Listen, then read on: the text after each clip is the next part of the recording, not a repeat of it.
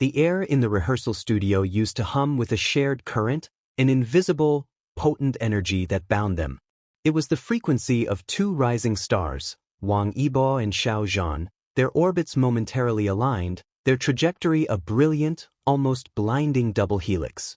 They had climbed the jagged peak of sudden fame hand in hand, a symbiotic ascent fueled by a legendary drama, a shared understanding, and the fervent love of a global audience.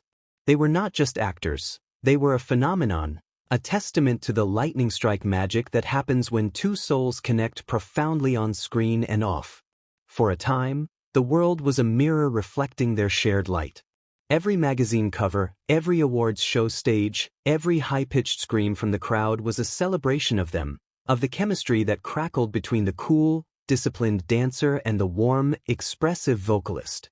They were two halves of a perfect, accidental whole. Then the inevitable happened. The contract finished. The project wrapped. The tide of public life, which had carried them together on its crest, began its slow, painful recession, leaving them standing on separate shores, facing different horizons. Xiao Zhan felt the first tremor of separation most keenly. It was a physical ache, a phantom limb sensation. His new dramas, his new songs, even the quiet solitude of his apartment, felt hollowed out. In the immediate aftermath, every scene he shot felt like a conversation with an empty chair. He was used to the easy, nonverbal communication they shared, the slight tilt of a head, the knowing glance across a noisy room that spoke volumes. Now, he had to build new dialogues, find new rhythms, and the silence where their shared laughter used to be was deafening. He remembered a scene they shot late one night, a crucial emotional climax. The director had called, cut, but the intensity of their shared grief from the scene lingered. Wang Yibo, who rarely showed overt emotion, had simply walked over and adjusted the scarf around Xiao Zhan's neck, a small, practical gesture that was, in its context, the deepest expression of care.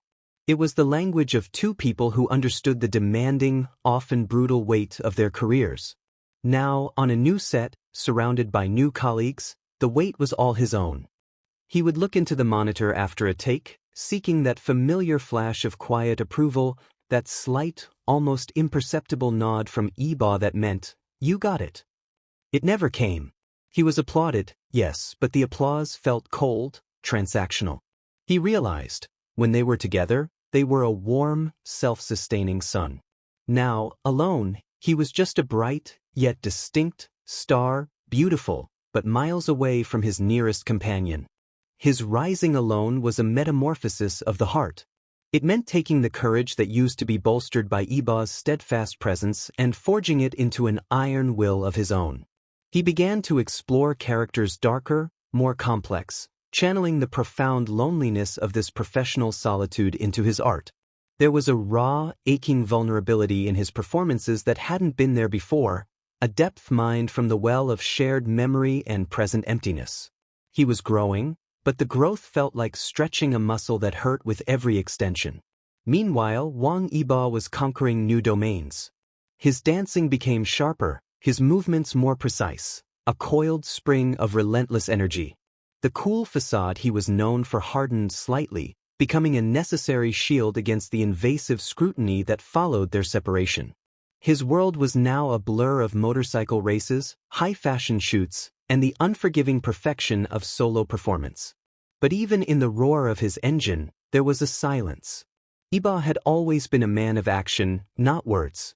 His connection with Xiao Zhan was often expressed in those quiet acts, bringing him a specific brand of tea, pushing him gently out of the path of a cameraman, or simply choosing to sit near him in a room full of people.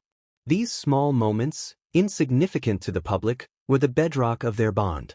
Now, on a vast, dazzling stage, performing a blistering, technically flawless routine, a moment would happen. A fraction of a second where his gaze would flick toward the wings, expecting to see the familiar figure watching with that unique, gentle pride. When he saw only crew members, the adrenaline-fueled high would drop, replaced by a sudden, jarring lucidity. Rising alone for Yibo meant turning his formidable self-discipline inward, not just toward his craft, but toward his memories. He couldn't afford to be sentimental, Sentiment was a weakness in the cutthroat world of solo stardom. He poured his energy into achieving the next level of perfection, his success becoming a kind of emotional armor. Every trophy, every record broken, was a testament to his own strength, but the victory felt curiously incomplete. He had a particularly mind-blowing moment during a grueling film shoot. He was playing a character who was utterly isolated, emotionally walled off. The director kept pushing him for a scene where his character finally breaks down, a torrent of silent, internal grief. Yibo struggled. He was a master of conveying anger, focus, and quiet intensity, but raw, naked sadness was elusive. Finally, after a dozen takes, the director stopped and simply said, "Think about the last time you truly felt someone had your back, without question, no matter what." And the memory hit him, not of a great achievement, but of a small, ridiculous moment. They were filming overseas, exhausted, jet-lagged, and utterly miserable in a crowded market. Yibo, always uncomfortable in chaos, had been ready to snap. Xiao Zhan had just calmly reached out, his hand barely brushing Yibo's elbow, a simple, grounding touch. And in that millisecond, the chaos receded. He felt seen, protected, and inexplicably home. On the set, the dam broke. Yibo didn't cry for his character. He cried for the simplicity of a connection he could no longer lean on. The scene was breathtaking, a quiet storm of desolation. It was the moment the public saw a new, deeper dimension to him. He had taken his loneliness and woven it into gold, a powerful, solitary alchemy. The most poignant aspect of their separate ascents was the way their paths would occasionally, electrically cross. Award ceremonies, red carpets, public events. These were the new battlegrounds of their separate glories. The cameras, hungry for a spark, would zoom in, waiting for a look, a word. One particular event was etched into the collective memory. They were seated across a large, cavernous hall from each other. They didn't speak. They didn't even make direct eye contact for hours. The air around them was thick with unsaid things, a palpable tension that was more intimate than any embrace. Then, a sudden, truly amazing scene unfolded. Xiao Zhan won a major, unexpected award. The camera panned to Wang Yibo, who was already on his feet, clapping. Not with the polite, measured applause of a colleague, but a vigorous, unrestrained rhythm, his face expressionless, yet his whole being radiating a fierce, undeniable pride. The moment lasted for 5 seconds, yet it held the weight of their entire history. It was a silent conversation. "I see your victory. I recognize your struggle. And even from here, in this solitude, my pride in you is louder than any cheer." The continuation of their journey wasn't marked by a sudden, dramatic reunion, but by the slow, inexorable layering of their independent legends, each success amplifying the silence between them. Xiao Zhan delved further into his music. He wrote ballads that were emotionally resonant, songs of longing and resilience. His voice, always expressive, gained a new, raw edge, a beautiful, controlled tremor that spoke of hard-won wisdom. His fans adored the depth, sensing the personal cost embedded in the soaring melodies. He often found himself alone in the recording booth, the studio lights dimmed, singing lyrics he had penned about finding your own gravity after being pulled by a powerful, external force. One night, recording a particularly intense track about enduring a storm alone, he hit a note that was almost too painful to hold. He stopped the tape, the silence of the booth rushing in. He remembered a time, months ago, when he was struggling with a complicated vocal run. Yibo, who had been practicing his dance nearby, had simply walked over, leaning against the doorframe. He hadn't offered advice, just a steady, silent presence, radiating a sense of absolute calm. That quiet, unspoken belief had been enough to ground Xiao Zhan and nail the note. Now, he had to summon that calm from within himself. He closed his eyes, took a deep breath, and thought, "I am my own doorframe."